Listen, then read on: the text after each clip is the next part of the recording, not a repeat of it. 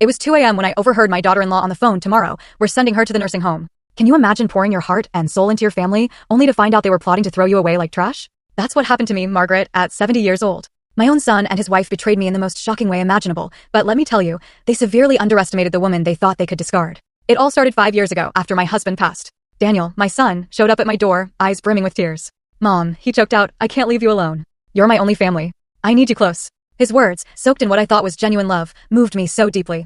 I sold my beloved condo, packed up my life, and moved in with them. For a while, everything seemed perfect. Daniel was affectionate, Victoria greeted me with warm smiles, and I felt useful, helping with chores, cooking, and simply being there for them. But slowly, almost imperceptibly, those smiles began to curdle. The sweet words turned into sharp edges. The hugs became empty gestures. And I, like a fool, kept telling myself it was just a rough patch. Things would get better.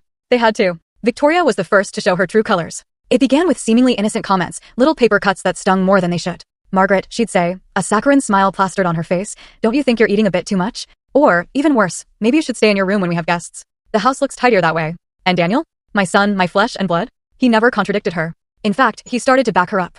Mom, Victoria is right, he'd chime in. It's better if you get more rest. Rest. That became their favorite word, a thinly veiled command for me to just disappear. The months dragged on, and the humiliations intensified. Victoria stopped cooking for me entirely. If you want something special to eat, you can make it yourself, she'd tell me, her voice dripping with that fake sweetness she'd perfected. Daniel would come home from work, glance at my empty plate on the table while they finished their dinner, and ask distractedly, did you eat, Mom? He never really waited for an answer. Then came the night everything shattered. I was washing dishes after they'd gone to their room, and their voices drifted through the thin wall. You can't keep this up forever, Victoria was saying, her voice low and venomous. She's too much of a burden. My hands froze, the plate slipping slightly in my grip. I know, Daniel replied, sounding weary. But she's my mother. Exactly, Victoria snapped back. She's your mother, not mine. And I didn't marry you to become a full-time nurse for the elderly. A nurse for the elderly. That's what she thought of me. Not a mother-in-law, not a grandmother to her future children, but a burden. A task. A thing to be managed. The plate in my hands began to tremble violently. My heart was pounding so loudly I was afraid they'd hear it. The following weeks were hell. Victoria treated me as if I were invisible.